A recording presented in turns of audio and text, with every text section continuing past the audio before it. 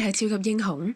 打開維基百科，超級英雄嘅定義係指嗰啲擁有超能力嘅人，佢哋運用能力令到世界變得更美好，致力保護大眾同埋打擊犯罪。佢哋有啲係隱藏身份嘅 vigilante， 喺冇政府授權下執行法律。佢哋都有可能係公開身份同政府合作嘅守護者。而優秀嘅超級英雄電影往往會探討善惡嘅真正奧義，深入英雄嘅內心掙扎。而神奇女俠1984正正係衰喺呢一點上面。喺呢一條片入面，我會分析呢一套電影嘅道德問題。神奇女俠嘅續集設定係1984年，我完全睇唔出同1984有咩關係。我哋嘅英雄戴安娜成為咗人類學家，一直警惡懲奸，而且好掛住死去嘅男朋友 Steve。Sorry， 係依個 Steve。我哋嘅反派之一係 Trump。No， 係一個好似 Trump 嘅電視名人 Maslow。佢令到自己變成咗一粒許願石，人哋對佢許願呢就可以如願㗎啦。另一個反派係戴安娜嘅同事 Barbara。佢許願自己可以變到同戴安娜一樣，於是佢就獲得咗超能力，成為咗豹女。電影入面大部分人，包括戴安娜同埋 Maslow 嘅行為，都係一種偏向功利主義嘅選擇。功利主義係一種結果主義，主張任何行為嘅結果係評判對錯嘅唯一標準。Maslow 認為人人都可以心想事成，世界就自然能夠變得更好。而啲人最後放棄佢哋嘅願望，係因為佢哋睇到咗願望所帶來毀滅性嘅後果，唔係因為佢哋嘅願望本身就會傷害到其他人。戴安娜放棄復活 Steve 嘅願望，係因為願望所帶嚟嘅代價削弱咗佢嘅能力。喺電影嘅開頭同埋結尾都提咗 truth 呢件事。You cheated, Diana. That is the truth. That is the only truth, and truth is all there is. And you cannot have it all. You can only have the truth. And the truth is enough. The truth is beautiful.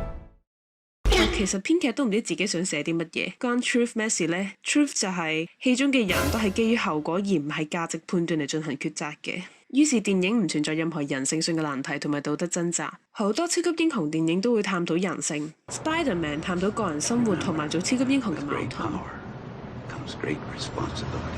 Batman 探討暴力嘅界限。X-Men 就探討種族歧視。而一套電影嘅主題就係唔好貪心，如果唔係你就要付出代價。咁就好似教導小朋友唔好出貓，如果唔係你會俾人罰。但係我哋唔應該貪心或者出貓，係因為呢件事本身係錯嘅。如果戴安娜嘅能力冇被削弱，佢係唔會放棄自己嘅願望嘅。就算 Steve 嘅重生其實係寄生喺另一個人身上，一個人操控自己身體係一個基本人權嚟嘅。奪舍其他人嘅身體一定係錯嘅。但係無論係戴安娜或者係 Steve 都冇在意過呢個問題，更加唔好話因此而有所掙扎啦。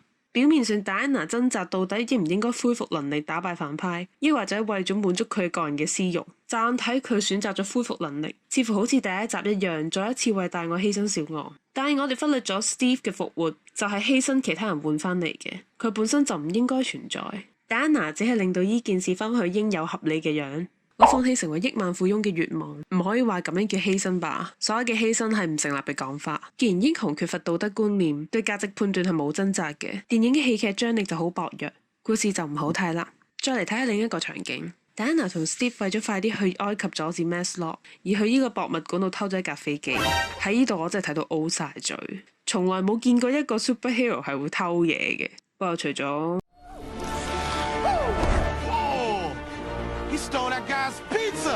我哋見過嘅英雄唔係有超能力啦，就係好有錢嘅，通常有自己嘅交通工具或者飛行方式嘅。就算有車戰嘅時候偷咗車呢，通常都係徵用或者會事後賠償。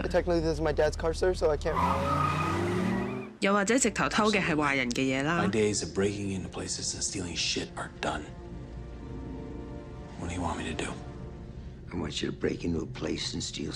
但係從來未見過一個英雄係會咁樣明目張膽，完全冇必要咁去偷一架飛機。冇錯，係飛機。戴安娜完全係有好多方法可以去埃及嘅。呢個情節即係編劇想俾 Steve 打飛機，唔係開飛機。佢俾機會兩個人浪漫一下，完全唔浪漫，而且都唔緊急。Steve 識揸依架飛機係完全唔合理嘅，同埋佢哋坐依架飛機係完全冇辦法去到埃及噶嘛，中途會冇油啦。有好多 YouTube 嘅片亦都有解釋過呢一點。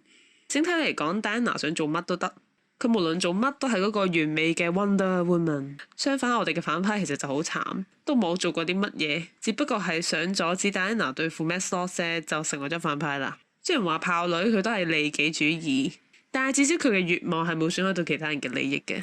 電影入面想講佢願望嘅代價就係佢失去咗善良嘅美德。事實真係咁樣咩？佢唔善良嘅表現就係打咗個性騷擾嘅流浪漢。